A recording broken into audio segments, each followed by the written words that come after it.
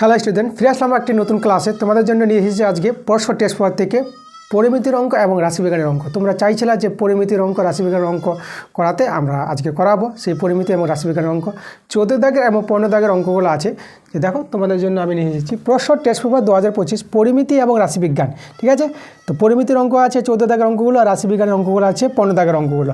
তোমাদের যে দেখো আজ দুটো স্কুল থেকে নিয়েছি। প্রথম স্কুল তোমরা দেখবা 384 পেজ, এই পেজের অঙ্কগুলো করাবো 14 দাগের এবং 15 দাগের। এবং তারপরে স্কুলটা আছে 387 পেজ, এই পেজে দেখবো আরেকটা স্কুল আছে, সেখানে আমরা 14 দাগের এবং 15 দাগের পরিমিতি এবং রাশিবিজ্ঞানের অঙ্কগুলো আজকে করে দেখাবো। তো ক্লাস শুরু করার আগে যেটা তোমাদের বলবো, তোমাদের ভিডিওতে লাইক করে দিতে হবে এবং ভিডিওটা বন্ধুদের কাছে শেয়ার করে দিতে হবে। এবং যারা নতুন আছো এখন পর্যন্ত যারা চ্যানেলটাকে সাবস্ক্রাইব করোনি, তোমরা তাড়াতাড়ি করে চ্যানেলটা সাবস্ক্রাইব করে নাও এরকম ক্লাস পাওয়ার জন্য। তো তোমাদের পরস্পর টেস্ট পেপার বইটা আছে, এই বইটা তোমরা হাতে নাও এবং একসঙ্গে আমার সঙ্গে অঙ্কগুলো করো। তো চলো আজকের অঙ্কগুলো দেখে নেবো, আমাদের অঙ্কগুলো কী আছে। 14 আগের প্রশ্নটা করাবো। তো অঙ্কটা শুরু করার আগে যেটা বলবো, আজকে আমাকে খুবই ভালো লাগছে। ভালো লাগার কারণ হচ্ছে আমি আজকে 1000 সাবস্ক্রাইবার পার করে নিয়েছি। তোমাদের ভালোবাসায়, তোমাদের যে প্রচেষ্টা আছে, তোমরা ক্লাসগুলো দেখছো, খুব ভালো করে কমেন্ট করছো, লাইক করছো এবং ভিডিওগুলো শেয়ার করছো এবং সাবস্ক্রাইবার করছো। তো তার জন্য আমাকে খুবই ভালো লাগছে। তার জন্য তোমাদের ভালোবাসার জন্য আমি কিন্তু 1000 সাবস্ক্রাইবার পার করে নিয়েছি আজকে আমি দেখেছি। ঠিক আছে, তো খুবই আমার ভালো লাগছে। তো তোমরা এভাবেই আমার সঙ্গে যুক্ত থাকো, তোমরা ক্লাসগুলো দেখতে থাকো এবং অঙ্ক শিখতে থাকো। খুবই ইম্পর্টেন্ট অঙ্কগুলো করাচ্ছি আমি এবং খুব ভালো করে করাচ্ছি। আর তাড়াহুড়া করে করাচ্ছি না, আমি আস্তে আস্তে করাচ্ছি যেন তোমরা সব অঙ্ক বুঝতে পারো। তো চলো আজকের আমরা 14 একের অঙ্কটা আমরা করে নেব। 14 একের যে প্রশ্নটা বলছি, 1 সেমি ও 6 সেমি দৈর্ঘ্যের ব্যাসার্ধ বিশিষ্ট দুটি নিরেট গোলক গলিয়ে 1 সেমি পুরু ফাঁপা গোলকে পরিণত করা হলে নতুন গোলকটির বাইরের বক্রতলের ক্ষেত্রফল কত হবে? আচ্ছা, এখানে দেখো আমাদের দুটো গোলক আগে আছে।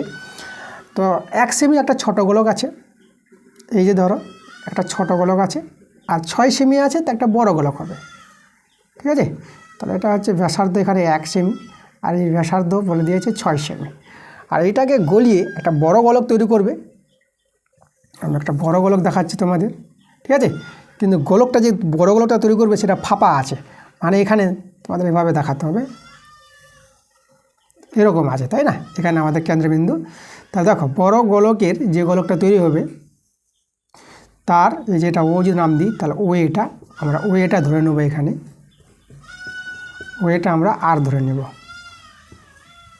ঠিক আছে, বড় গোলকের যে ব্যাসার্ধটা এখানে ওয়েটা যেটা আছে, বড় গোলকের যে বহির্ব্যাসার্ধ সেটা আমরা ওয়েটা আর ধরব। আর এখানে এটা যদি ওবি বলি, এই যে ওবিটা কত হবে? দেখো আমাদের যে পুরুটা মোটাটা কিন্তু আমাদের বলে দিয়েছে কত, 1 সেমি বলে দিয়েছে। তাহলে এখানে ওয়ে থেকে যদি 1 সেমি বাদ দিই তাহলে ওবি পেয়ে যাব। তাহলে এখানে ওয়ে হচ্ছে আর থেকে 1 বাদ দিব, এটা পেয়ে যাবো আমরা, ওবি পেয়ে যাব। তাহলে এটা হচ্ছে বহির্ব্যাসার্ধ, এটা হচ্ছে আমাদের অন্তর্ব্যাসার্ধ। তো যাই হোক, আমরা সমাধান করে নেব। আমাদের এখানে এই যে বড় গোলকটা যে তৈরি হবে তার বক্রতলের ক্ষেত্রফল বাইরের ক্ষেত্রফলে বের করতে বলেছে, মানে 4πr², সূত্রটা কাজে লাগবে। তো এই যে দুটি গোলক গলিয়ে এই গোলকটা তৈরি করছে, এই দুটি গোলকের মোট আয়তন কত সেটা আমরা বের করে নেব। তা দেখো দুটি গোলকের মোট আয়তন, দুটি গোলকের মোট আয়তন। ঠিক আছে, দুটি গোলকের মোট আয়তন দেখো। তো এখানে আমরা কি জানি, গোলকের আয়তন সূত্র 4/3π। ঠিক আছে, এখানে দেখো প্রথম গোলকের ব্যাসার্ধ 1 আছে, তাহলে 1-এর কিউব। আর দ্বিতীয় গোলকের ব্যাসার্ধ 6 আছে, তাহলে আমরা 6-এর কিউব করব। এটা হচ্ছে আমাদের দুটি গোলকের মোট আয়তন, আমরা পেয়ে গেলাম এত ঘন সেমি।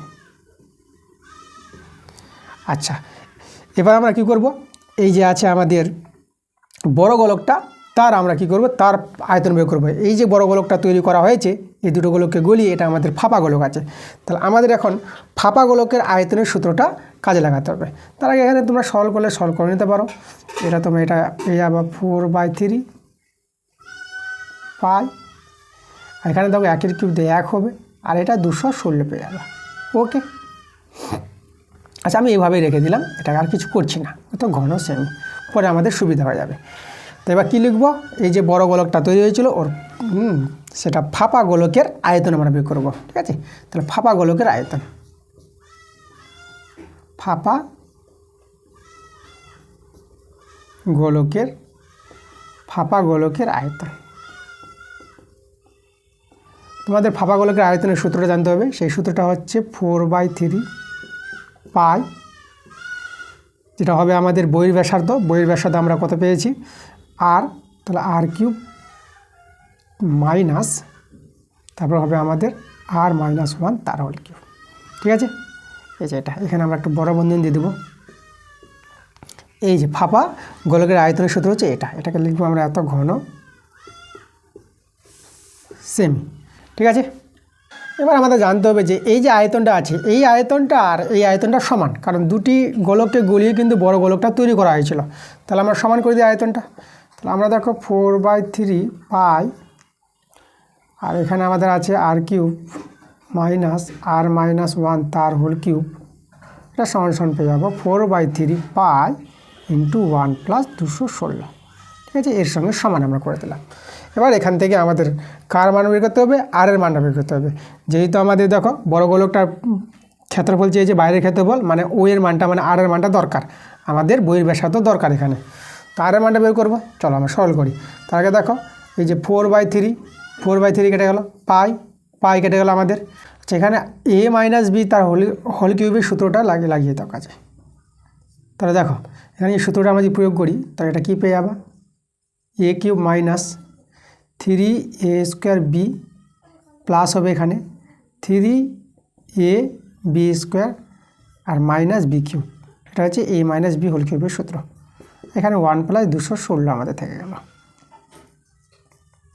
মাইনাসটি দিয়ে গুণ করলে পরে আমাদের এটা মাইনাস r³, এটা হবে প্লাস 3r², এটা আমাদের হবে, এটা মাইনাস হয়ে যাবে যেহেতু আমরা মাইনাস দিয়ে গুণ করছি। তাহলে এখানে লিখব মাইনাস 3r, এটা প্লাস হয়ে যাবে 1 প্লাস 216। আচ্ছা, a1 কেটে দাও। এবার বাঁদিকে নিয়ে এসো, আর একটা কাটছে আমাদের এখানে দেখো, আমাদের এই যে প্লাস r³ আর মাইনাস r³ এটা আমাদের কেটে যাচ্ছে। তো এখানে থেকে যাচ্ছে 3r² মাইনাস 3r, এটা বাঁদিকে নিয়ে আসলে হবে মাইনাস 216 ইজিক্যাল টু 0। ঠিক আছে, আচ্ছা 3 দিয়ে আমরা ভাগ করতে পারবো, তো 3 দিয়ে ভাগ করে নিলে পরে কত হবে দেখো, এটা হবে আমাদের r², এটা আমাদের r, এটা মাইনাস 3 7 21, 3 2 6। এবার ফ্যাক্টরটা করে নেবো আমরা এখান থেকে। তাহলে ফ্যাক্টরটা করো, দেখো ফ্যাক্টরটা এখানে ভাঙবে আমাদের 72 আছে, তাহলে 9 8 72 ভাঙাও, তো 9 8 72, আর এখানে আমরা আর দিয়ে দেবো, এটা মাইনাস 72 ইজিক্যাল টু 0। তাহলে এখানে দেখো এটা আমাদের r² minus 9r plus 8r minus 72 is equal to 0। তো এখানে আর কমন যাবে, r মাইনাস 9 প্লাস এখানে 8 কমন নিয়ে নাও, r মাইনাস 9 পাবা ইজিক্যাল টু 0। তো এখানে r মাইনাস 9 কমন, আর r প্লাস 8 থেকে গেল ইজিক্যাল টু 0। দেখো আমরা এখানে ধনাত্মক মানটাই নেব, কারণ ঋণাত্মক মানটা আমাদের কাজে লাগবে না, যেহেতু আমাদের এখানে ব্যাসার্ধ দৈর্ঘ্য বলেছি। তো এখানে লিখব ধনাত্মক মান নিয়ে, ধনাত্মক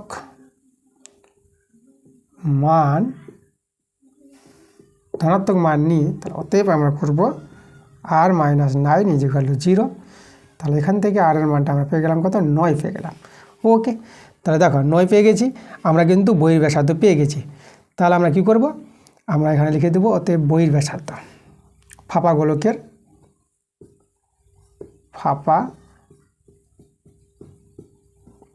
গোলকের বহির ব্যাসার্ধ। আমরা কত পেয়ে গেলাম? 9 সেমি। এটা আমাদের দরকার আছে বক্রতলের ক্ষেত্রফল পাওয়ার জন্য। এবার আমরা কি করব, এই ফাঁপা গোলকের বক্রতলের ক্ষেত্রফল বের করব। তাহলে অতএব ফাঁপা গোলকের বক্রতলের ক্ষেত্রফল,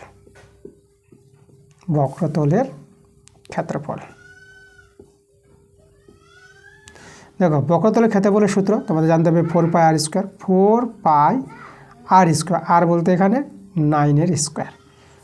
তাহলে 4 ইন্টু 22 7 ইন্টু 9 ইন্টু 9, বাস এত। এককটা আমরা লিখে দেবো বর্গ সেমি। এখানে আমরা সরল করবো, সরল করে অ্যান্সার পেয়ে যাবো। এদিকে দেখো, এদিকে পেয়ে যাবা 88, এদিকে 9 9 81, আর নিচে হচ্ছে আমাদের 7। এবার 88 আর 81 আমরা গুণ করে নেব। 88 আর 81 গুণ করবা, তোমরা গুণ করে পেয়ে যাবা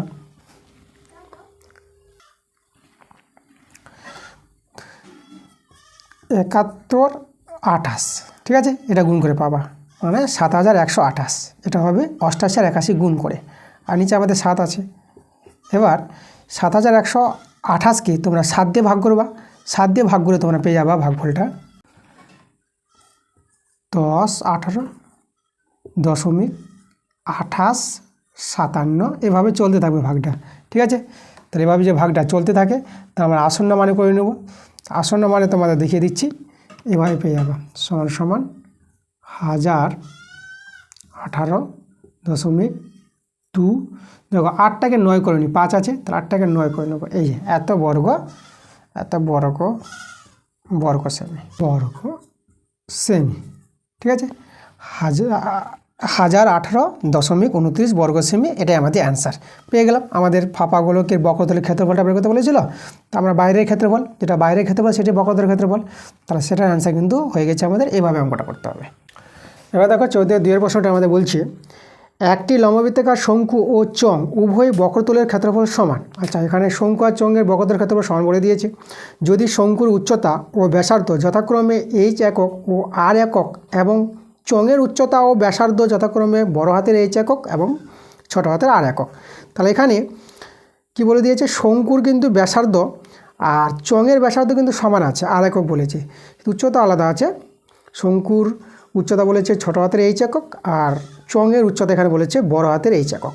আচ্ছা, তবে দেখাতে বলেছে আমাদের h স্কোয়ার সমান সমান 2h প্লাস r, আমাদের যেটা প্রমাণ করতে হবে এটা প্রমাণ করতে হবে। h স্কোয়ার সমান সমান আমাদের দেখা হবে 2h plus r into 2h minus r, এটা কিন্তু প্রমাণ করে আনতে হবে।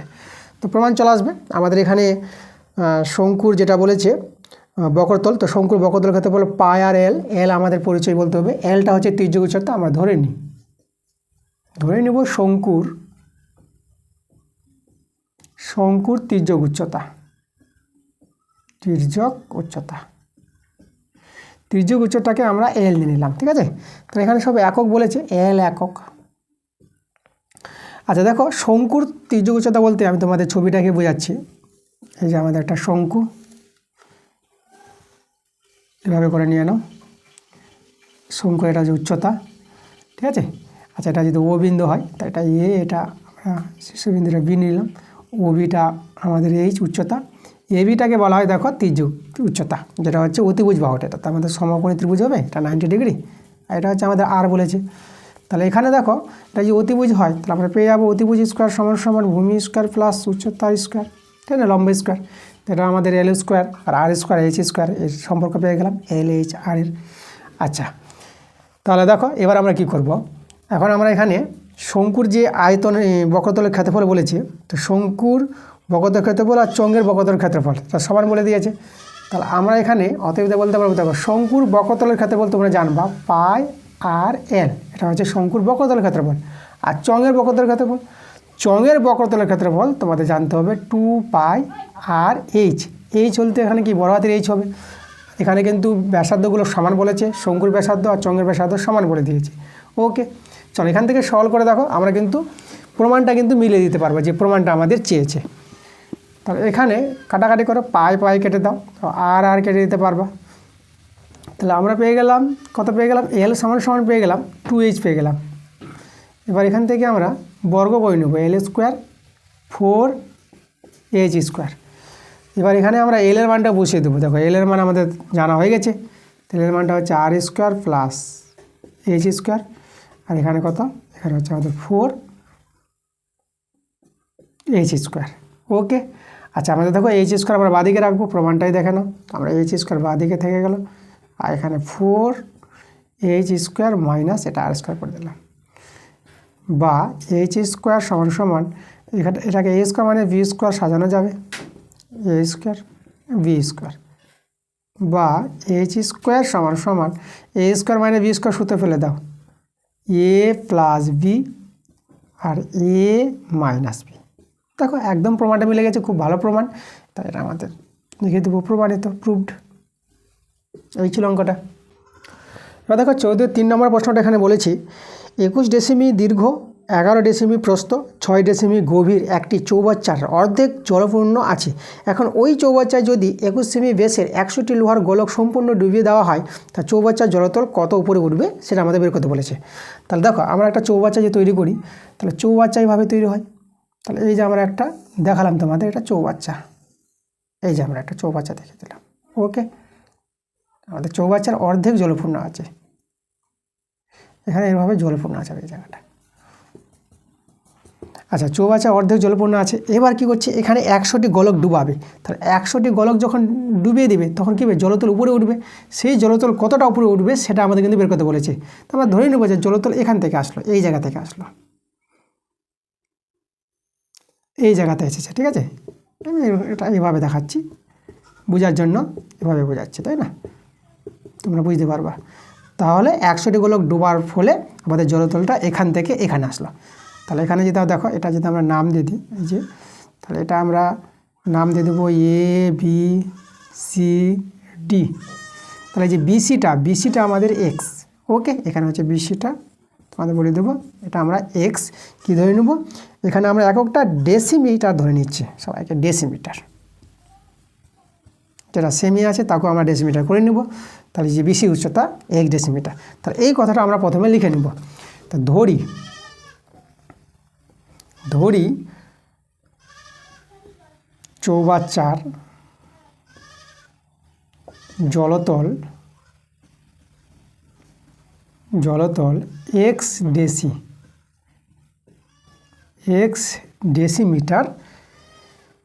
ডেসিমিটার কী হবে, উপরে উঠবে, এটা আমরা ধরে নিলাম। তাহলে এক্সের মানটা পেয়ে গেলে আমাদের অ্যান্সার হয়ে যাবে। আচ্ছা, এখানে দেখো, তাহলে এই যে জলতলটা এর আয়তনটা কত সেটা আমাদের কিন্তু এখানে বের করতে পারবো, কারণ এখানে দেখো দৈর্ঘ্য প্রস্থ উচ্চতা বলে দিয়েছে। এখন উচ্চতাটা চেঞ্জ হয়ে গেছে, শুধু দৈর্ঘ্য প্রস্থটা কাজে লাগাবো। যেখানে আমাদের দেখো দৈর্ঘ্যটা আমাদের বলে দিয়েছে, দৈর্ঘ্যটা কত বলেছে এখানে 21 ডেসিমি, তা দৈর্ঘ্যটা কিন্তু 21 ডেসিমি বলেছে। আর প্রস্থ কিন্তু 11 ডেসিমি বলেছে। তাই প্রস্থটাকে আমরা যে 11, এই যে প্রস্থটা আছে এখানে যেটা দেখানো যাচ্ছে না, তার প্রস্থটা কিন্তু 11টা কাজে লাগিয়ে দেবো। ওকে, তাহলে আমাদের দেখো এই যে যতটা জলতল উঠেছে তার আয়তন কতটা, তাহলে এখানে আমরা লিখব, তাহলে এক্স ডেসিমি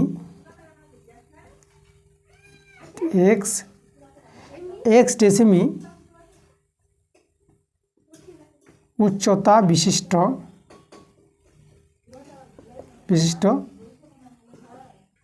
জলতলের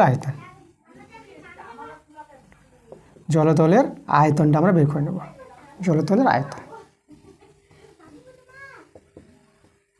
কার আয়তনটা, এই যে দেখো যতটা আমাদের জলতল উপরে উঠেছে তার আয়তনটা আমরা বের করছি। তার আয়তনে কী পাবো, দৈর্ঘ্য ইন্টু প্রস্থ ইন্টু উচ্চতা। এটা তো আমাদের কি আয়তঘন, চৌবাচ্চাটা আয়তঘন মাত্রাগুলো গুণ দৈর্ঘ্য প্রস্থ উচ্চতা গুণ করলে আমরা আয়তন পেয়ে যাবো। তাহলে এখানে দেখো দৈর্ঘ্যটা আমাদের 21 বলেছে, প্রস্থ বলে দিয়েছিল আমাদের 11, আর উচ্চতা আমরা এক্স ধরেছি। তাহলে এই যে এত ঘন, এটা আমরা ঘন ডেসিমিটার, এই যে আমরা এটা আয়তনটা পেয়ে গেলাম। এবার এখন দেখো এই যে আয়তনটা কীভাবে পাওয়া গেছে, 100টি গোলক ডুবার ফলে। তাহলে 100টি গোলকের আয়তন আমরা বের করে নেব। তাহলে এখানে গোলকের ব্যাস বলেছে আমাদের, তো গোলকের ব্যাসার্ধ বের করে নেব। গোলকের ব্যাসার্ধ আমরা লিখছি, গোলকের ব্যাস বলেছিল 21, তাহলে ব্যাসকে 2 দিয়ে ভাগ করো, তাহলে আমরা ব্যাসার্ধে পেয়ে যাবো। এত সেমি, এটা কিন্তু সেমি আছে, ঠিক আছে, খেয়াল করবা। তাহলে এই সেমিকে তোমরা যদি ডেসিমি করে নাও, তাহলে কী করতে হবে, 10 দিয়ে ভাগ করবা। সেমিকে ডেসিমি করলে কী করতে হবে, 10 দিয়ে ভাগ করতে হবে, তখন তোমরা পেয়ে যাবা কি, ডেসিমি পেয়ে যাবা। বাস, এটা আমাদের হয়ে গেল ব্যাসার্ধ। এবার 100টি গোলকের আমরা আয়তন বের করব। তাহলে 100টি গোলকের আয়তন, তাহলে 100টি গোলকের আয়তন মানে 100 দিয়ে গুণ করতে হবে। আর গোলকের আয়তনের সূত্র হচ্ছে 4/3 পাই আর কিউ বলতে এই যে আমাদের 21 পা 2 × 10 তার হোল কিউব, এত ঘন ডেসিমি, ঠিক আছে।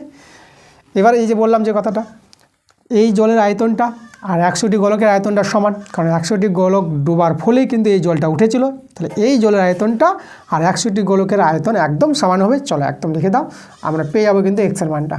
তার প্রথমে 21 ইন্টু 11 ইন্টু এক্স সমান সমান আমরা করে নেব 100 ইন্টু 4/3, পায়ের মানটা হচ্ছে 22/7 বসিয়ে দিলাম। আর এটাকে আমরা 3 বার গুণ করে নেব যেহেতু কিউব আছে।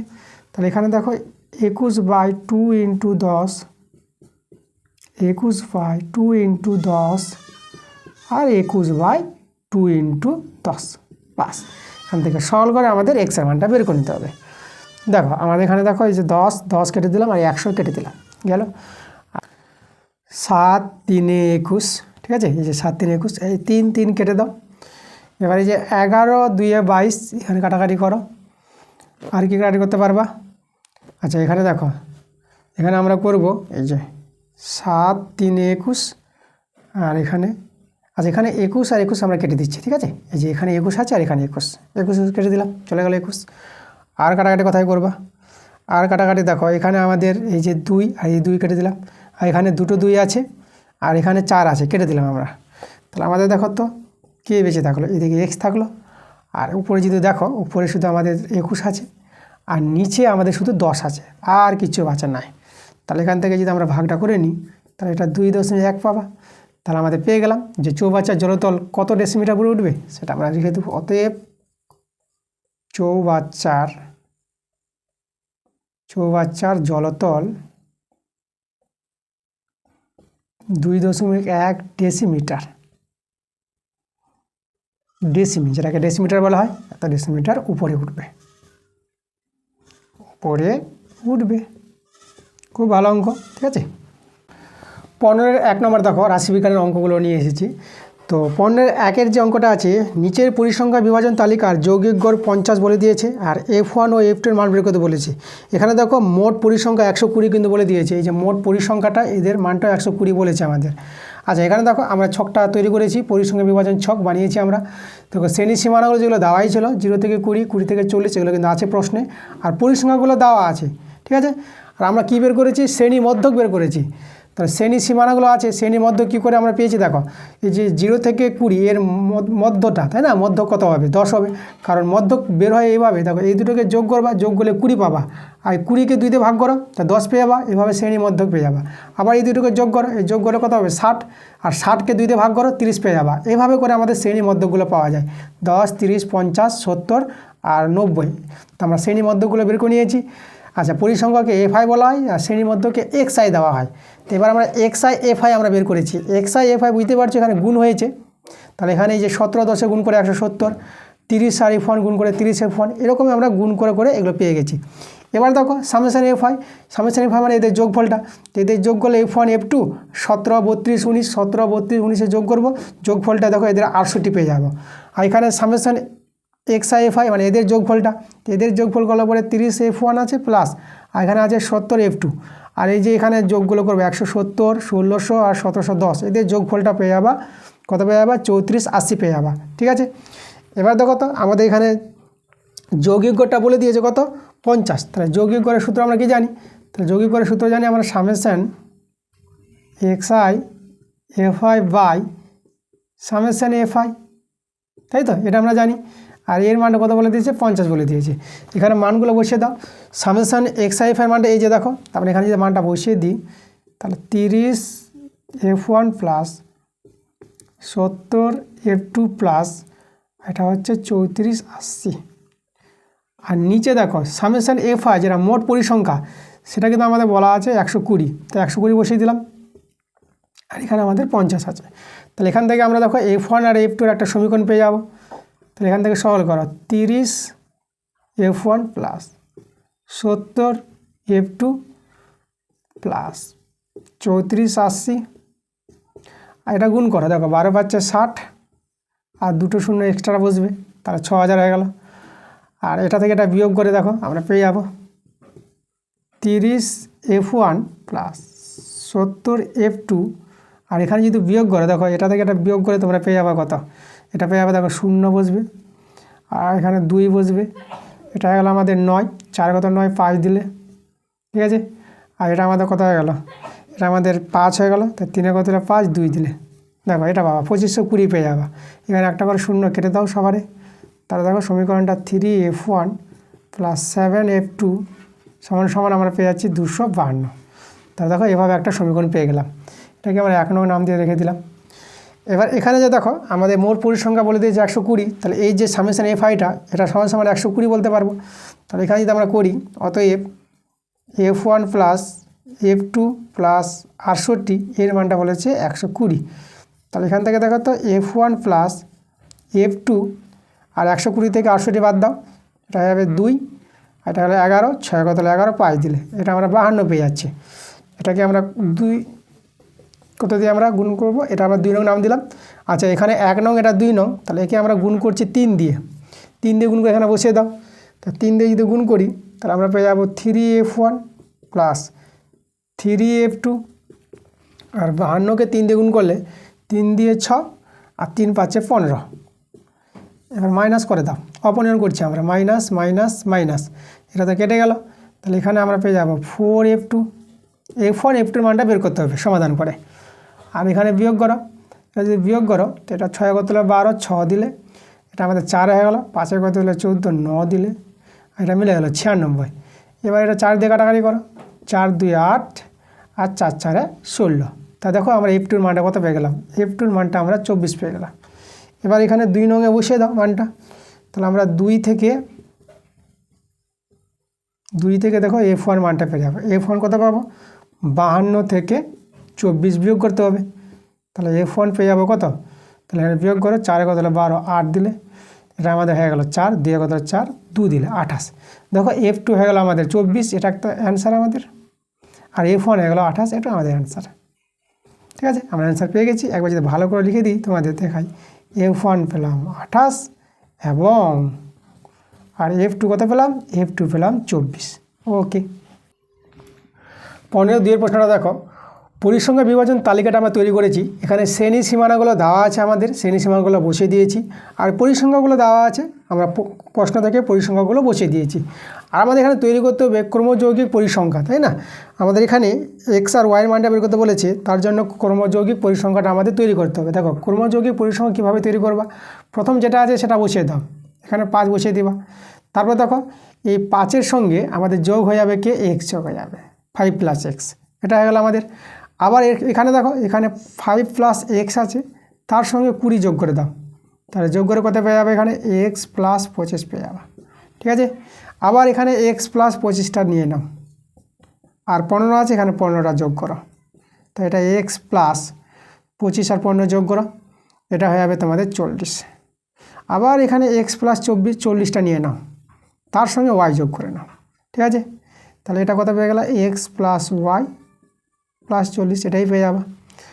আবার আমরা এখানে কি করব, এক্স প্লাস ওয়াই প্লাস 40 এর সঙ্গে আমাদের 5 যোগ করতে হবে, তারপর পেয়ে যাবো এক্স প্লাস ওয়াই প্লাস 45। ঠিক আছে, এটা হচ্ছে আমাদের মোট পরিসংখ্যা, যেটা হচ্ছে এন। ওকে, এটাকে এন বলা হয়। আর এখানে মোট পরিসংখ্যা এন এখানে দেওয়া আছে 60। তাহলে আমরা এখানে লিখতে পারবো, দেখো অতএব দিয়ে এক্স প্লাস ওয়াই প্লাস 45 এর মানটা কিন্তু আমাদের 60 বলে দিয়েছে। তাহলে এখান থেকে আমরা এক্স প্লাস ওয়াই, তো 60 থেকে 45 বাদ দিলে কত হবে, 15, এটা আমরা 15 পেয়ে গেলাম। এটাকে আমরা 1 নং নাম দিয়ে রেখে দিলাম। ঠিক আছে, তাহলে আমাদের এখানে দেওয়া আছে যেখানে এন সমান সমান কত, 60। ঠিক আছে, এন এর মানটা আমাদের 60 দেওয়া আছে। আচ্ছা, তাহলে এবার আমরা কী করব, দেখো আমাদের এখানে মধ্যমা বের করব। তাহলে মধ্যমা পাওয়ার জন্য আমাদের জানতে হবে, দেখো আমাদের এফ, এল, সিএফ, এইচ, ঠিক আছে, এগুলো আমাদের জানতে হবে। এফ বলতে দেখো এটাকে আমরা এফ বলবো, মানে এফটা কী করে বুঝলাম, এই যে পরিসংখ্যাগুলো আছে সবচেয়ে বড় মধ্যেটা দেখবা, এই যে মধ্যে দেখো 2 জন আছে মধ্যে। ঠিক আছে, এই দুটোকে বাদ দাও, এই দুটোকে বাদ দাও, তো মধ্যে কে পেয়ে গেলাম, 20 আর 15। তো 20 15-এর মধ্যে বড়কে তাকে আমরা ধরে নেব এফ। ঠিক আছে, তাহলে এখানে এফ পেয়ে গেলাম এটা। আর এফের যে দেখবো কর্মযোগী পরিসংখ্যাটা, তার আগেরটা এটাকে আমরা নিয়ে নেব, এটাকে কী নেব আমরা, এটাকে নিব আমরা সিএফ নিয়ে নেব, এটা আমাদের হয়ে গেল সিএফ। ঠিক আছে, আর এখানে দেখো তাহলে আমরা এখানে লিখব, এখানে আমরা এফটা কত পাচ্ছি, এফটা 20, সিএফ কত পাচ্ছি, সিএফটা হচ্ছে এক্স প্লাস 5। এবার যদি বলি এল কত, এলটা দেখো যে পরিসংখ্যাটা পেয়েছিলাম তার যে নিম্নমানটা, সেই নিম্নমানটাকে এল বলবা 20। আর এইচ হচ্ছে আমাদের শ্রেণী দৈর্ঘ্য দেখো 10 করে পাবা। তাহলে এইচটা আমরা কিন্তু 10 পেয়ে গেলাম। এবার আমরা কি করব, আর এনটা তো পেয়ে গেছি আমরা 60। এবার আমরা মধ্যমার সূত্র লাগাবো। দেখো মধ্যমার সূত্রটা, তাই মধ্যমা, তোমাদের মধ্যমার সূত্র খুব ভালো করে জানতে হবে। সেটা হচ্ছে এল প্লাস, এখানে তোমরা লিখবা n/2 মাইনাস CF বাই কত হবে, এফ হবে, আর ইন্টু এইচ। ঠিক আছে, এটা হচ্ছে আমাদের মধ্যমার সূত্র। তোমাদের এই সূত্রটা জানতে হবে। তাহলে মধ্যমার মান কিন্তু প্রশ্ন বলে দিয়েছে 28.5। তাহলে এখানে আমরা লিখে দেবো 28.5। এখানে এল এর মান বসিয়ে দাও, এল এর মান 20 প্লাস, তাহলে এখানে যদি সব মানগুলো বসিয়ে দিই, এটা হবে 60/2 মাইনাস CF এর মানটা হচ্ছে x প্লাস 5, আর নিচে হবে দেখো এফ এর মানটা হচ্ছে 20 ইন্টু এইচ এর মান হচ্ছে 10। চলো এখান থেকে সরল করে দেখো এক্স এর মানটা পাবা। তাহলে 28.5 20 প্লাস, এটা দেখো এটা কত পেয়ে যাবা, এটা পাবা 30 মাইনাস এক্স মাইনাস 5, নিচে আমাদের 20 আর ইন্টু 10। 28.5 সমান 20 প্লাস, এখানে তোমরা যদি সরল করো তো দেখো এটা তোমরা 30 থেকে 5 বাদ দিলে 25 মাইনাস এক্স, আর এখানে 10 দিয়ে কাটাকাটি করে এটা 2 পেয়ে যাবা, নিচে এটা 2 পেয়ে গেলাম। এখানে একটু ভগ্নাংশের যোগবিয়োগ করে নেবো আমরা, লসাগু 2, এটা হয়ে যাবে 40 প্লাস এটা 25 মাইনাস এক্স। ঠিক আছে, আচ্ছা 2 দিয়ে যদি আমরা বর্গগুণ করে দিই, তাহলে এটা 2 দিয়ে গুণ করে 2 পাচ্ছে 10, 0.2 8 16, 16 আর হাতের একে 17 যাবে আমাদের এখানে 17, 2 দিয়ে 4 একে 5, 57 পেয়ে গেলাম। আর এখানে এটা যোগ করো, এটা যোগ করে পেয়ে যাবা 65 মাইনাস এক্স। তাহলে এক্সের মানটা কত হবে, তাহলে এক্স সমান হয়ে যাবে, এটা ওইদিকে বিয়োগ হয়ে যাবে। তাহলে দেখো 65 থেকে 57 বাদ দেব, তাহলে 7 কত হলো 15, 8 দিলে এটা আমরা 8 পেয়ে গেলাম। দেখো এক্সের মানটা 8, আমাদের এক্স আর ওয়াইয়ের মানই বের করতে বলেছে। তাহলে এবার আমরা ওয়াইয়ের মানটা বের করে নেব। তাহলে ওয়াইয়ের মানটা কথা, এখানে 1 থেকে আমরা বের করে নেব। তাহলে 1 থেকে আমরা বলবো ওয়াই সমান 15 মাইনাস 8 হবে। তাহলে ওয়াই সমান কত পেয়ে গেলাম, 7 পেয়ে গেলাম।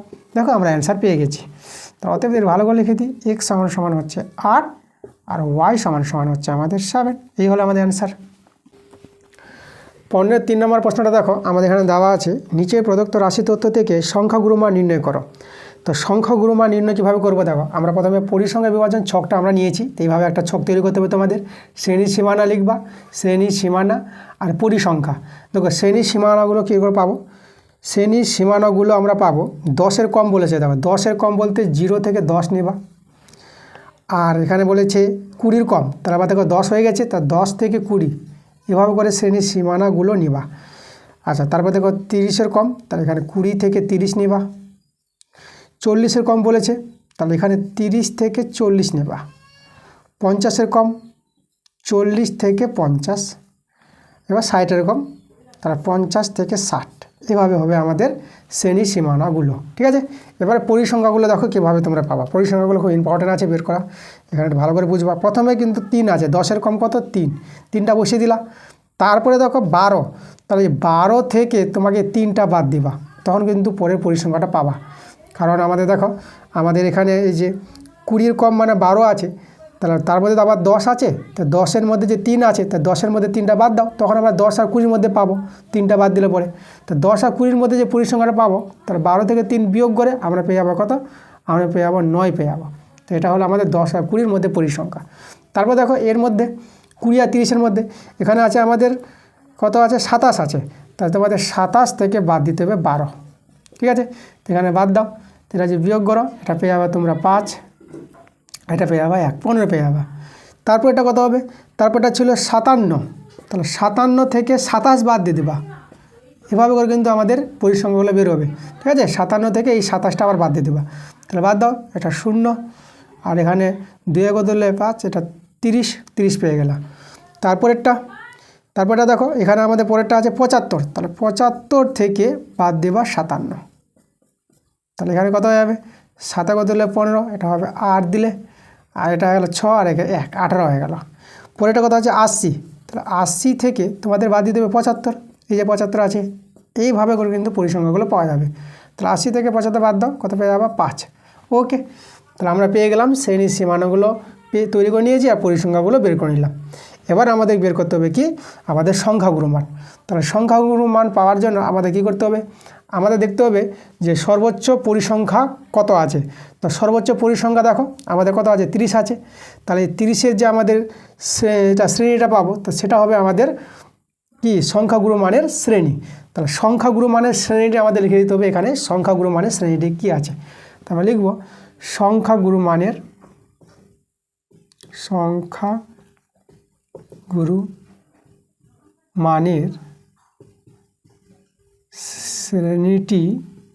শ্রেণীটি হলো, দেখো এই শ্রেণীটা আমাদের খুবই দরকার। এখানে দেখো সংখ্যাগুরু মানের শ্রেণী কী করে দেখবো আমরা, যেটা সবচেয়ে বড় পরিসংখ্যা তার যে শ্রেণীটা পেয়েছো সেটা হবে আমাদের সংখ্যাগুরু মানের শ্রেণী। সেটা আমাদের কত আছে, 30 থেকে 40। 30 থেকে 40 এই হলো আমাদের সংখ্যাগুরু মানের শ্রেণীটি। আচ্ছা, এবার আমরা কি করব, সংখ্যাগুরু মান আমাদের নির্ণয় করতে বলেছে। তাহলে সংখ্যাগুরু মান কীভাবে নির্ণয় করবো, দেখো সেই সূত্রটা তোমাদের ভালো করে জানতে হবে।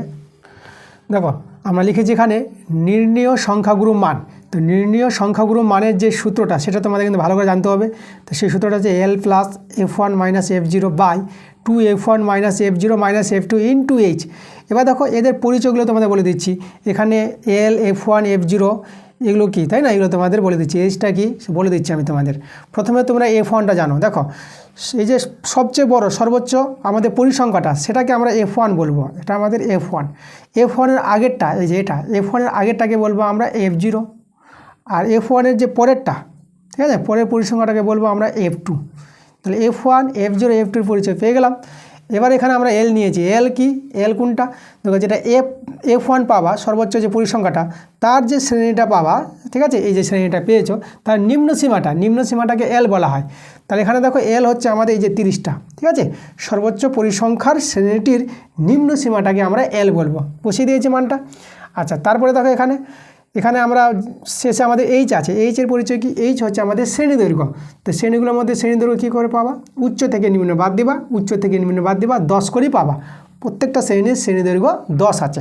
তা দেখো আমরা মানগুলো বসিয়েছি। L-এর মান কিন্তু 30, যেটা বললাম এই যে 30। F1টা হচ্ছে আমাদের সর্বোচ্চ পরিসংখ্যা, সেটাও 30 নিয়েছি। F0 সর্বোচ্চ পরিসংখ্যার যে আগের পরিসংখ্যাটা আমরা নিয়েছি 15। এবার 2 × F1টা হচ্ছে সর্বোচ্চ পরিসংখ্যা -F0, এই যে আমরা দেখো F0 15 নিয়েছি। আর F2 হচ্ছে সর্বোচ্চ পরিসংখ্যার পরের পরিসংখ্যাটা, সেটা হচ্ছে F2 × H। H হচ্ছে আমাদের শ্রেণী দৈর্ঘ্য, যেটা 10 পেয়েছে। বাস, তো এইভাবে এদের সরল করে আমরা কী পেয়ে যাব, আমরা সংখ্যাগুলোর মান পেয়ে যাব। তাহলে এখানে 30, এটা যদি উপরে বিয়োগ করো উপরে পেয়ে যাবে তোমরা 15। আর এখানে আমাদের দেখো এটা আমাদের কত আসবে, এটা 60 পেয়ে যাবা। আর এই দুটোকে যোগ করো, 8 × 5 = 13, এদিকে পেয়ে গেল 2, এদিকে পেয়ে গেল 3, 33। এটা আমাদের 10 আছে। 30 প্লাস উপরে আছে 15, আর নিচে এখানে বিয়োগ করো। এখানে যদি বিয়োগ করো এটা পেয়ে যাবে তোমরা 7, এটা হয়ে গেলো 5, এটা আমাদের 2 হয়ে গেল × 10। 3 দিয়ে কাটা গেলো, 3 × 5 = 15, 3 × 9 = 27। তাহলে 30 প্লাস উপরে 10 × 5 = 50, 50 পেয়ে যাবো গুণ করে 10 দিয়ে, আর নিচে 9।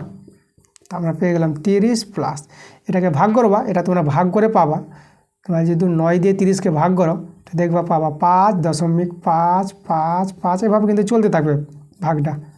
তা 30 প্লাস, এটা দেখো তো আসন্ন মানে আমরা দেখো 5 এটাকে আমরা 6 করে নিলাম। যেহেতু এখানে দেখো 5 আছে, তাহলে এখানে আমরা একটা যোগ করে নিলাম, এটা আমরা প্রায় বলে দেবো, প্রায়।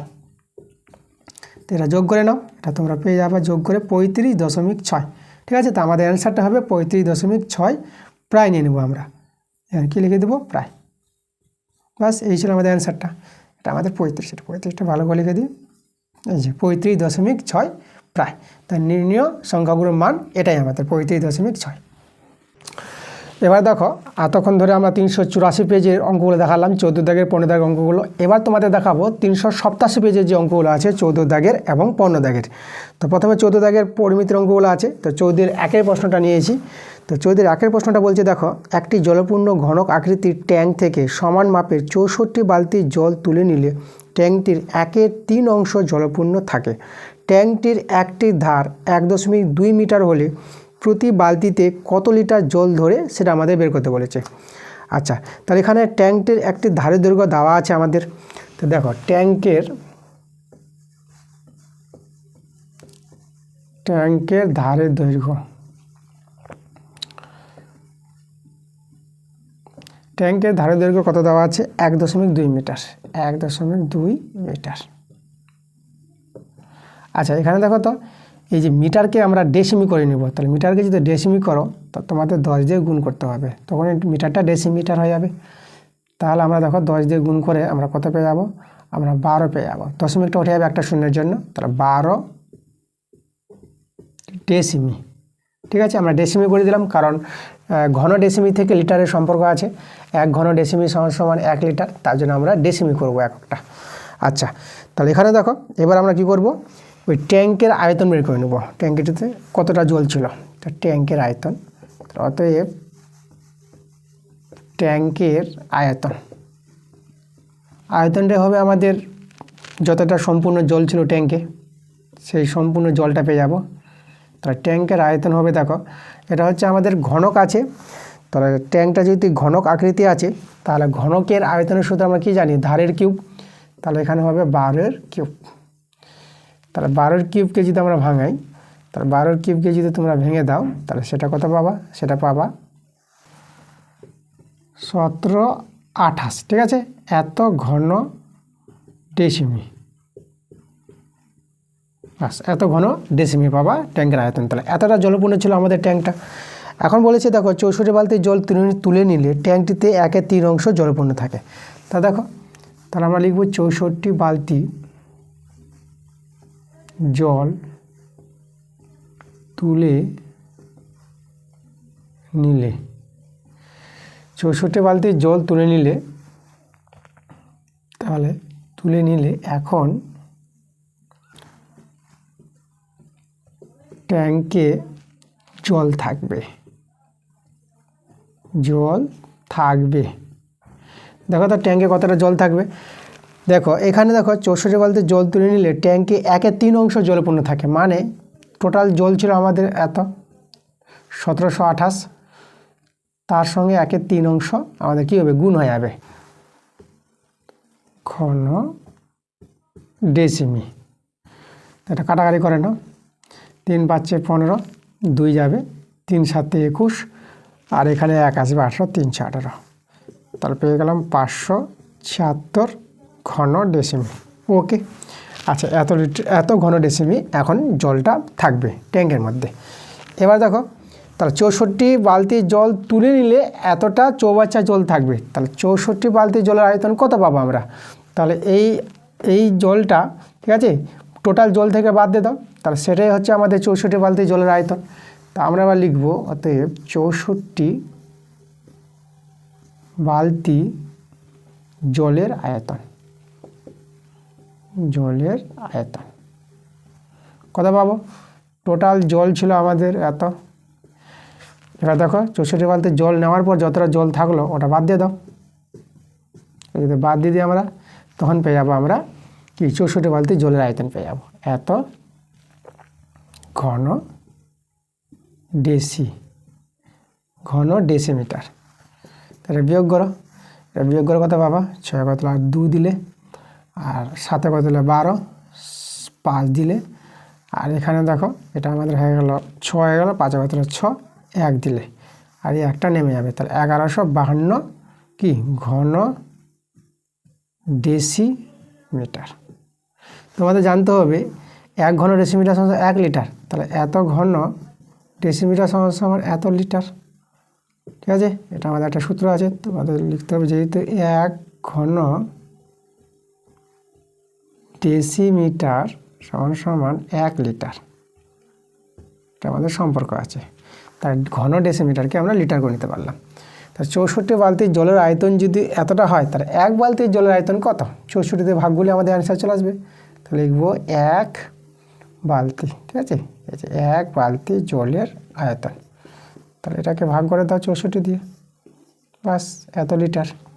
তাহলে কাটাকাটি করো, 8 × 8 = 64, তাহলে এখানে দেখো আমরা 8 × 8 করব, তাহলে এখানে কত আসবে? 3 আসবে, তাহলে 35, 8 × 4 = 32, তাহলে এখানে দেখো কত আসলো? 3, আবার 8 × 4 = 32, আবার 8 দিয়ে কাটাকাটি করো, তো এখানে 8 × 8, এবার এখানে দেখো তো এটা হয়ে গেল আমাদের কত? 64, তাহলে 8 8 64 18, তাহলে অ্যান্সারটা পেয়ে গেলাম 18 লিটার। একটি বালতিতে কতটা জল ধরবে সেটা বের করতে বলেছিল আমাদের, ঠিক আছে। এই যে প্রতি বালতিতে কত লিটার জল ধরবে, তাহলে অতএব প্রতি বালতিতে জল ধরবে 18 লিটার। এই যে আমাদের অ্যান্সারটা। এবার দেখো 2 প্রশ্নটা আমাদের বলছে এখানে, লম্ববৃত্তাকার শঙ্কু আকৃতির একটি তাঁবু তৈরি করতে 77 বর্গমিটার ত্রিপল লেগেছে। তাঁবুটির তির্যক উচ্চতা যদি 7 মিটার হয় তবে তাঁবুটির ভূমিতলের ক্ষেত্রফল কত? আচ্ছা, তাঁবুটি কিন্তু শঙ্কু আকৃতির বলে দিয়েছে, আর তাঁবুটি যে তৈরি করেছে তার ত্রিপুল কতটা লেগেছে সেটা তো বর্গমিটার বলে দিয়েছে। মানে ত্রিপুল লেগেছে মানে পার্শ্বতলের ক্ষেত্রফলটা, পার্শ্বতলের ক্ষেত্রফল কিন্তু এখানে দেওয়া আছে। তাহলে আমরা সেই তাঁবুর আমরা কি ধরে নেব, সেই তাঁবুর ভূমির ব্যাসার্ধ আর তির্যক উচ্চতা দেওয়া আছে এখানে, তাহলে আমরা ভূমির ব্যাসার্ধ ধরে নিচ্ছি, তাই না। তাহলে এখানে ধরি তাঁবুর বারান্ত এখানে আমাদের চন্দ্রবিন্দু আছে। ধরি তাঁবুর ভূমির ব্যাসার্ধ আমরা ধরে নেব, আর এককটা আমরা দেখো এখানে আমাদের এককটা আছে মিটারে আছে, তাহলে আর মিটার। তা তাঁবুর ভূমির ব্যাসার্ধ ধরে নিলাম। এবার অতএব তাঁবুর আমরা কি করব, তাঁবুর পার্শ্বতলের ক্ষেত্রফলটা বের করব, তাই না। পার্শ্বতল বা বক্রতল, তাঁবুর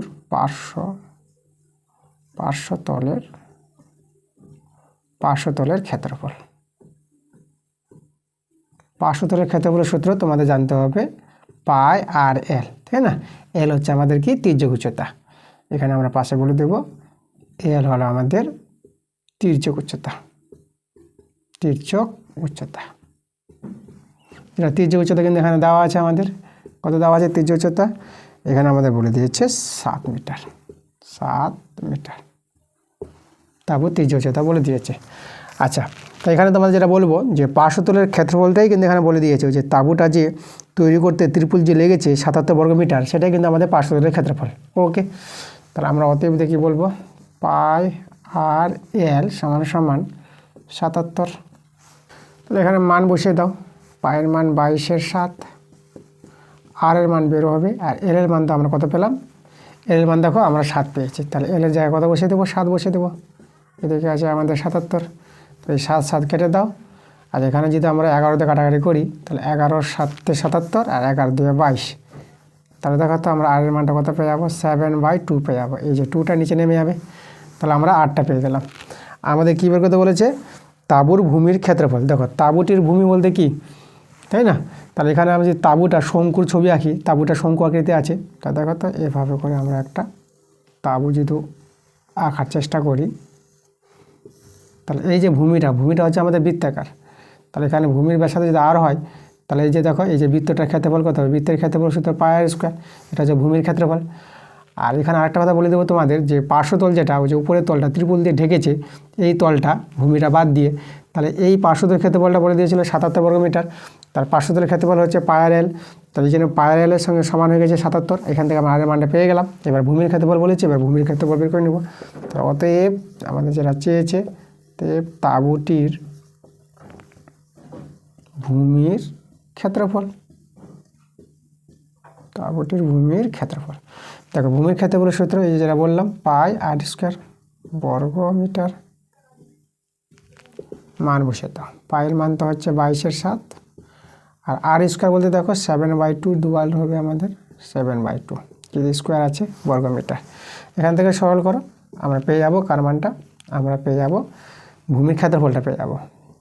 তা 7 কাটলাম, 2 একে 2, 2 একে 2, তাহলে আমাদের উপরে দেখো 11 7 77 আর নিচে 2, এটা যদি ভাগ করে নাও 2 3 6 17, 2 8 16, দশমিক জন্য আমাদের 10 হয়ে যাবে, 2 5 10, তো এটা পাবা 38.5 পাবা 2 দিয়ে ভাগ করে, তাহলে এত বর্গমিটার ভূমির ক্ষেত্রফল বের করতে বলেছিল। দেখো আমরা অ্যান্সারটা পেয়ে গেলাম। 3 নম্বর প্রশ্নটা দেখো, এখানে বলছে একটি ঘনকের প্রতিটি বাহুকে 50% কমানো হলো, তাহলে মূল ঘনক ও পরিবর্তিত ঘনকের আয়তনের অনুপাত নির্ণয় করতে বলেছে। আচ্ছা, প্রথমে আমাদের ঘনকের বাহুর দৈর্ঘ্যটা আমরা ধরে নেব, তো আমরা লিখব ধরি ঘনকের বাহুর দৈর্ঘ্য, এটা হচ্ছে আমাদের মূল ঘনক, তাই না? ঘনকের বাহুর দৈর্ঘ্য কত ধরে নিলাম, এটাকে আমরা ধরে নিলাম, আমরা এরকম ধরে নেব এ একক। একক তো এখানে কিছু নাই, তো আমরা এ একক। ওকে, এটা হচ্ছে কি আমাদের মূল ঘনক। এখানে আমরা বলে দেবো এটা হচ্ছে আমাদের মূল, একটু লিখে দিই এখানে, এটা হচ্ছে আমাদের মূল ঘনক। ওকে, মূল ঘনকের বাহুর দৈর্ঘ্য যেটা প্রথমে ছিল, মূল ঘনকের বাহুর দৈর্ঘ্য এ একক। তাহলে অতএব মূল ঘনকের আমরা যদি আয়তন বের করি, তাহলে মূল ঘনকের আয়তন কত হবে, যেটা প্রথম ঘনকের আয়তন ছিল। তবে ঘনকের আয়তন হচ্ছে ধারের কিউব, এটা হচ্ছে আমাদের আয়তন, ঘন একক। আচ্ছা, এবার দেখো, এখন আমাদের বাহু দৈর্ঘ্য 50% কমাবে, তাহলে 50% কমিয়ে আমাদের বাহু দৈর্ঘ্য কত হবে, তাহলে 50% কমিয়ে বাহুর দৈর্ঘ্য, তাহলে বাহুর দৈর্ঘ্য কত হবে, তাহলে আগে এ ছিল, এ থেকে কমাবে 50%, এ ইন্টু 50/100, ঠিক আছে? তাহলে এখানে দেখো 2 পেয়ে যাবা, তাহলে এখানে দেখো সরল করে তোমরা a/2 পাবা, এত একক। তাহলে এখন পরিবর্তিত ঘনকের আয়তন বের করব। তাহলে এবার দেখো আমরা বের করব পরিবর্তিত ঘনকের আয়তন।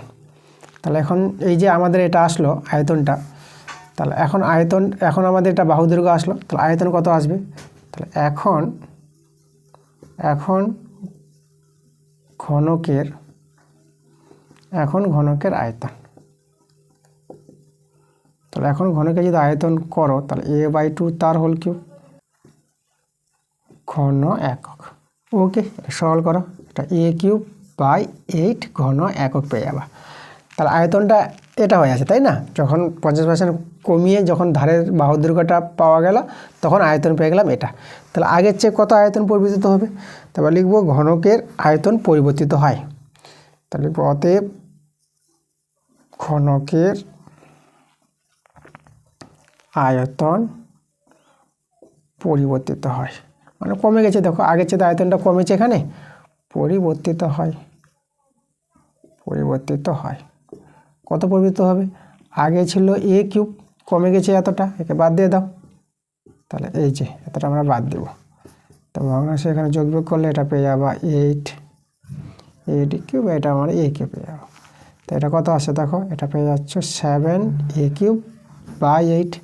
তাহলে এই হচ্ছে পরিবর্তিত ঘনকের আয়তন, যেটা আমাদের চেঞ্জ হয়ে গেল, তাই না? তাহলে এখন আমাদের অনুপাতটা বের করতে হবে, মূল ঘনক আর পরিবর্তিত ঘনকের আয়তনের অনুপাত। তা দেখো, চলো আমরা কোথায় দেখাবো, এখানে দেখিয়ে দিই, এই দেখি। তাহলে অতএব বলে দেবো যে মূল ঘনক ও পরিবর্তিত ঘনকের আয়তনের অনুপাত,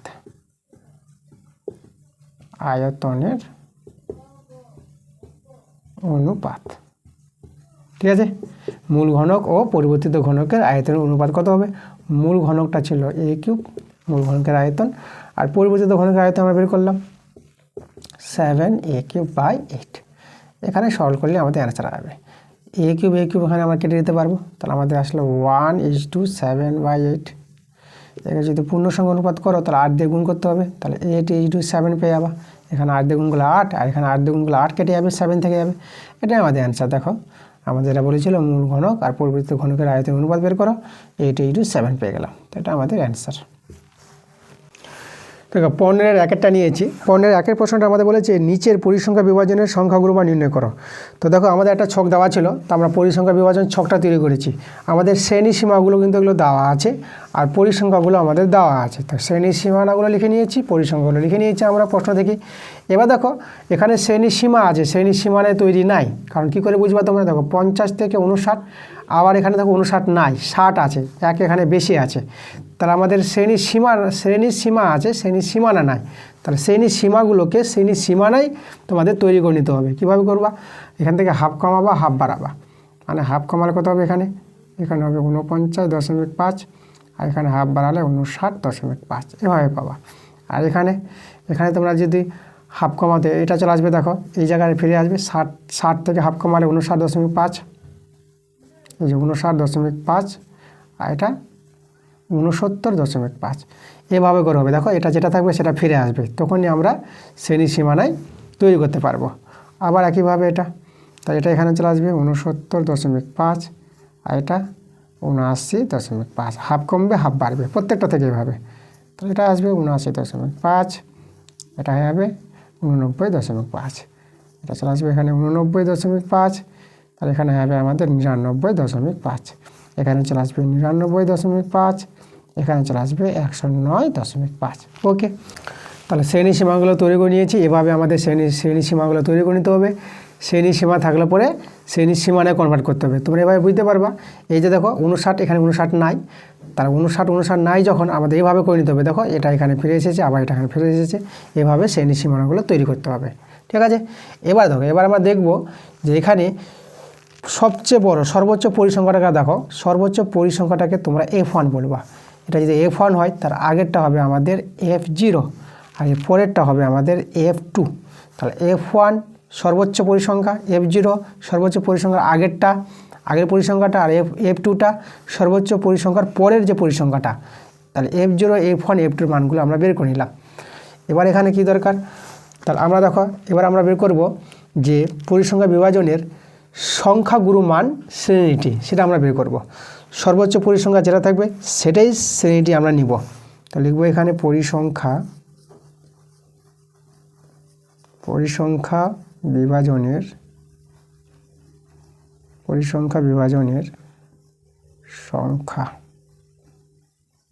সংখ্যাগুরু মান শ্রেণীটি হলো দেখো শ্রেণীটি কোনটা পাবো, সবচেয়ে বড় সর্বোচ্চ পরিসংখ্যা 50, তাহলে এই যে শ্রেণীটা আছে আমরা এখানে লিখে দেব 79.5 থেকে 89.5। ওকে, তাহলে এখান থেকে আমরা দেখো এল পেয়ে যাবো। এলটা হচ্ছে এই যে সংখ্যাগুরু মান শ্রেণীটির যে নিম্ন সীমাটা, সেটাই আমাদের এল এখানে, মানে এই যে 79.5। এবং এবার এইচটা তোমাদের বলে দিচ্ছি, এইচ হচ্ছে আমাদের শ্রেণী দৈর্ঘ্য। শ্রেণী দৈর্ঘ্য বলতে উচ্চ থেকে নিম্ন বাদ দাও, তোমরা কত পেয়ে যাবা, 10 পেয়ে যাবা। এটা থেকে এটা যে বিয়োগ করো তা তোমরা পেয়ে যাবা 10 পেয়ে যাবা। ঠিক আছে, এই যে 5 5 0 আর 9 9 0 আর 4 × 5 1 দিলে তার আমরা 10 পাবা। এবার আমরা কি বের করব, এবার আমরা বের করব নির্ণয় কি সংখ্যাগুরু মান বের করতে বলেছে। তার আমরা লিখব অতএব নির্ণয় সংখ্যাগুরু মান। ঠিক আছে, নির্ণয় সংখ্যাগুরু মান। তো দেখো এর সূত্রটা তোমাদের ভালো করে জানতে হবে। সূত্রটা হচ্ছে আমাদের L প্লাস, ঠিক আছে, এখানে হবে আমাদের F1 minus F0 by 2F1 minus F0 minus F2। একদম এই সূত্রটা মনে রাখবা। ঠিক আছে, এটা আমাদের সূত্র। আর এখানে হচ্ছে ইন্টু এইচ হবে আবার L plus F1 minus F0 by 2F1 minus F0 minus F2 into h. এটা হচ্ছে সংখ্যাগুরু মান বের করার সূত্রটা। চলো সবার মান বের করে নিয়েছি, এল এর মানও পেয়ে গেছি। এল হচ্ছে 79.5 প্লাস এখানে F1, দেখো F1টা 50, তাহলে F1টা এখানে 50, F0 দেখো 40, এটা 40 বসাবো, 2 ইন্টু F1 হচ্ছে 50 মাইনাস F0 40 আর মাইনাস F2 দেখো 30 আছে, তাহলে F2 30 আর এইচটা হচ্ছে আমাদের 10। বাস, এটা সরল করলে আমরা অ্যান্সার পেয়ে যাব।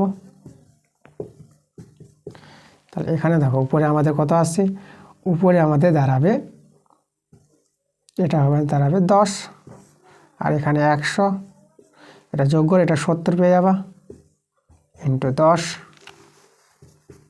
795 প্লাস এটা 10 আর এটা দেখো তো এটা তোমরা বিয়োগ করে 30 পেয়ে যাবা, ইন্টু 10।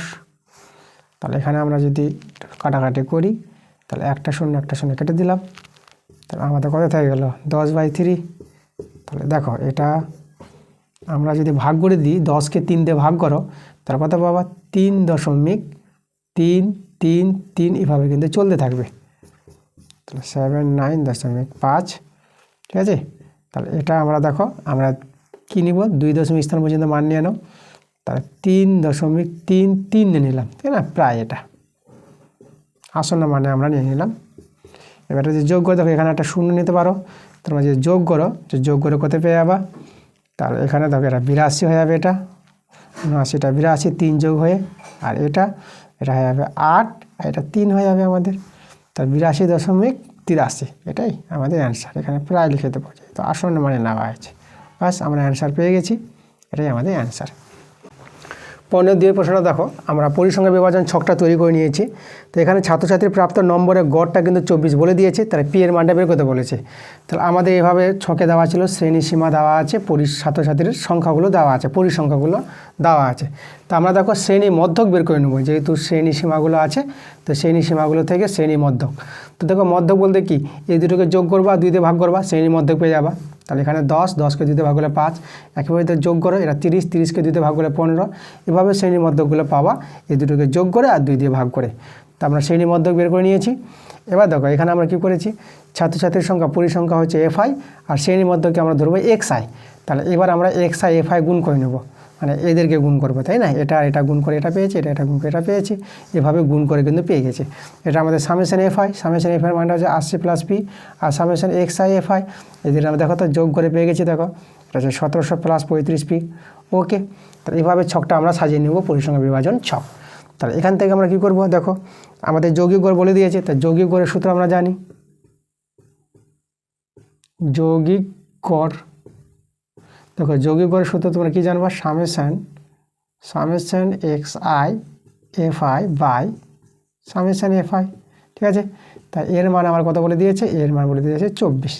তাহলে এখন আমরা মানটি বসাবো। সামেশন XI FI এর মানটা দেখো আমরা এই যে আচ্ছা 1700 + 35P, আর সামেশন FI এর মানটা এই যে আমরা বের করে রেখেছি 80 + P।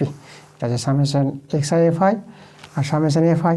সামেশন FI বলতে কি, যে P সবগুলোর যোগফল সামেশন FI, আর সামেশন XI FI এদের যোগফলগুলো এটা পাবো, আর এই মানটা আমাদের 24। তাহলে এখান থেকে সরল করে আমাদের P এর মানটা বের করে নিতে হবে। তো চলো আমরা সরল করে নিই। তো এটা পেয়ে আবার দেখো 1700 + 35, এখানে আমাদের 35 হবে, 35P। এটা দেখো 80 আর 24 গুণ করো, তাহলে 8 দিয়ে গুণ করো, 8 × 4 = 32, আর 8 দিয়ে 16 ওদিকে 3, 16 3 আমাদের হয়ে যাবে 19, আর একটা শূন্য বসে যাবে, আর এদিকে 24P। তাহলে 35P - 24P, এটা হচ্ছে 1920 - 1700। তাহলে এখানে বিয়োগ করো, এখানে যদি বিয়োগ করো তোমরা পেয়ে যাবে কত, এটা হচ্ছে 1, এটা 11P।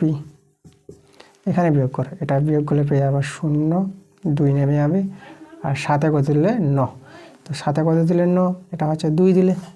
আচ্ছা এর 11 দিয়ে কাটাকাটি করে দাও, তাহলে 11 দিয়ে 22, 0। তো দেখো আমরা পি এর মানটা পেয়ে গেলাম, পি এর মানটা কত পেয়ে গেলাম, 20। পি এর মানই বের করতে বলেছিল, আমরা অ্যান্সার পেয়ে গেছি, এটাই আমাদের অ্যান্সার। দেখো 15-3 নম্বরটা, তো আজকের ক্লাসের শেষ প্রশ্নে চলে এসেছি। তো দেখো শেষের প্রশ্নটা আমাদের বলছে নিচের তথ্যের মধ্যমা নির্ণয় করো। তো আমাদের যে তথ্যগুলো দেওয়া আছে তার মধ্যমা বের করতে বলেছে। আমাদের প্রথমে শ্রেণী সীমাগুলো দেওয়া আছে, আমরা শ্রেণী সীমাগুলো লিখেছি, আর পরিসংখ্যাগুলো আমাদের দেওয়া আছে, প্রশ্নে পরিসংখ্যাগুলো লিখে দিয়েছি। তারপর ক্রমযৌগিক পরিসংখ্যা আমরা বের করেছি। দেখো ক্রমযৌগিক পরিসংখ্যা কী করে পাবা, 5 আছে, প্রথম 5টা রেখে দাও, তারপর এই 5-এর সঙ্গে এর পরিসংখ্যাটা যোগ হয়ে যাবে, যোগ হয়ে 11 পেয়ে যাবে। এভাবে ক্রমযৌগিক পরিসংখ্যা পাওয়া যায়, ঠিক আছে? এখানে 11 পেয়ে গেছো, 11-এর সঙ্গে আবার এই 15টা যোগ করো, 26, আবার 26টা এখানে চলে এসো, এই 10টা যোগ করো, 36, আবার 36, 5 যোগ করে 41, আবার এখানে দেখো 41। এভাবে করে কিন্তু আমরা কী পেয়ে গেছি, ক্রমযৌগিক পরিসংখ্যাগুলো সবগুলো পেয়ে গেছি। ওকে, তাহলে এখানে দেখো আমাদের মোট যেটা শেষে যে পরিসংখ্যাটা পাবো সেটাকে আমরা এন বলবো। তাহলে এখানে এনটা কিন্তু আমাদের 50, আর এলটা দেখো এখানে এল কোনটাকে বলবো, আগে আমরা দেখবো F1, তাই না? এই যে এফ কোনটাকে বলবো, এটাকে এফ বলবো, এটা হচ্ছে আমাদের এফ। তাহলে এফটা হচ্ছে দেখো পরিসংখ্যার সবচেয়ে বড় যে মানটা, তাকে আমরা এফ বলবো। আর এই যে আমাদের এলটা নিয়েছি 15, তো এলটা চলে যাও, দেখো এই যে আমাদের শ্রেণীটি আছে, সর্বোচ্চ পরিসংখ্যা যে শ্রেণীটি, তার নিম্ন মানটা হচ্ছে আমাদের এল হচ্ছে আমাদের 15। আর সিএফটা তোমরা চলে যাবা, দেখো এই যে এফটা আছে, এই যে আমাদের ক্রমযৌগিক পরিসংখ্যাটা আছে তার আগের মানটা হবে আমাদের সিএফ। তো এই যে সিএফটা হচ্ছে কিন্তু এটা 11, এটাকে আমরা কি বলবো, এটাকে বলবো আমরা সিএফ, ঠিক আছে? আর এখানে এফটাতে বলে দিলাম যে 15 এটা। আর এইচ হচ্ছে কি, এইচ হচ্ছে শ্রেণীদৈর্ঘ্য। এই শ্রেণীদৈর্ঘ্য বলতে দেখো উচ্চ থেকে নিম্ন বিয়োগ করো, আমরা শ্রেণীদৈর্ঘ্য 5 পেয়ে যাবো, প্রত্যেকটা শ্রেণীদৈর্ঘ্য কিন্তু 5 পাবো, উচ্চ থেকে নিম্ন বিয়োগ করো 5 পাবা। তা আমরা এইচটা পেয়ে গেলাম। তো এগুলো পরিচয় দেওয়ার পর তারপর যে আমাদের মধ্যমা বের করতে বলেছে তা দেখো নির্ণয় মধ্যমা। মধ্যমার সূত্রটা তোমার মনে রাখবা L plus n/2 minus CF/F into H, এটা হচ্ছে মধ্যমা পাওয়ার সূত্র। তো এই মানগুলো আমাদের জানা হয়ে গেছে, মানগুলো বসিয়েছি। L এর মান 15, n এর মান 50, CF এর মান 11, F এর মান 15 আর H এর মান 5 বসিয়ে আমরা সরল করেছি। দেখো 15 প্লাস সরল করেছি, এখানে আমাদের দেখো এটা 5 3 15 আর 25 থেকে 11 গেলে 14 3। এবার 14কে 3 দিয়ে ভাগ করবো, 4.444 এভাবে চলতে থাকবে ভাগটা।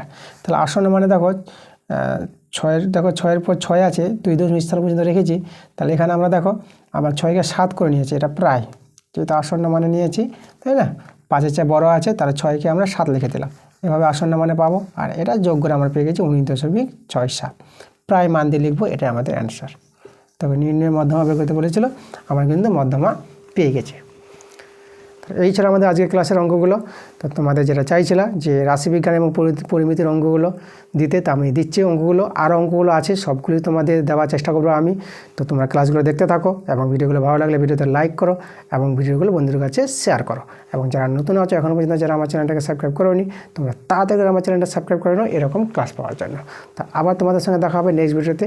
তোমরা ভালো থেকো।